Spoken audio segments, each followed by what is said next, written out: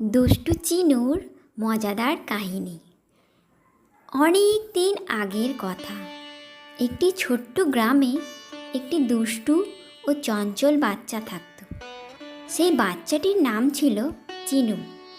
চিনু সব সময় নতুন নতুন জিনিসের খোঁজ করত, আর তার দুষ্টুমির কারণে গ্রামবাসীরা বিরক্ত হয়ে যেত।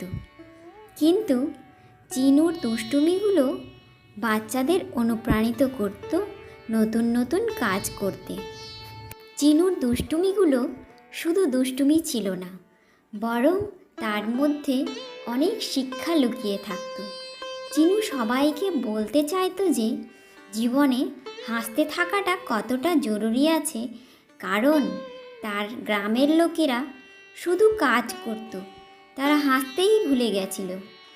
সে শুধু এটুকুই চাইতো যে তার আশেপাশের সব লোকেরাই খুশিতে থাকুক আর সুস্থ থাকুক। একদিন চিনু শুনল যে গ্রামের বাইরে একটি মেলা হবে। চিনুর চোখে একটা খুশির চমক দেখা দিল, আর সে ভাবল, এটাই তো আমার সুযোগ কিছু নতুন আর মজাদার করার।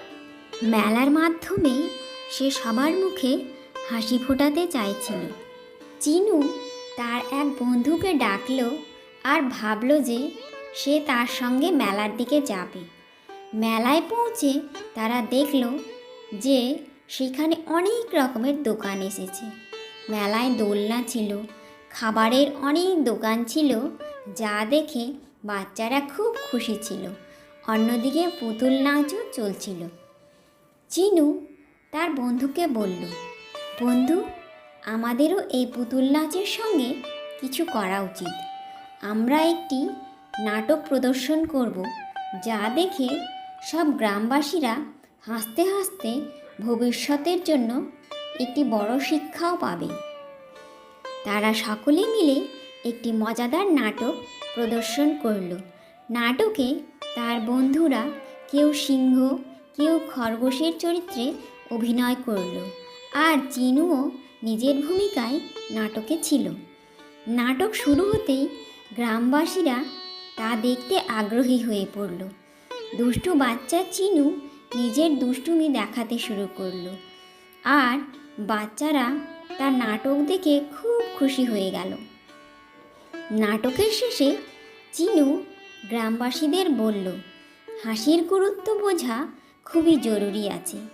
হাসির প্রভাবে আমাদের জীবন খুশিতে ভরে ওঠে, আর আমরা আমাদের প্রতিটি বিপদ থেকে খুব সহজেই বেরিয়ে আসতে পারি। চিনুর এই শিক্ষা গ্রামবাসীদের খুব ভালো লাগলো। তারা বুঝতে পারল যে হাসিতে লুকিয়ে থাকা সুখ সবচেয়ে গুরুত্বপূর্ণ, আর তা সবার মধ্যে ছড়িয়ে দেওয়া উচিত।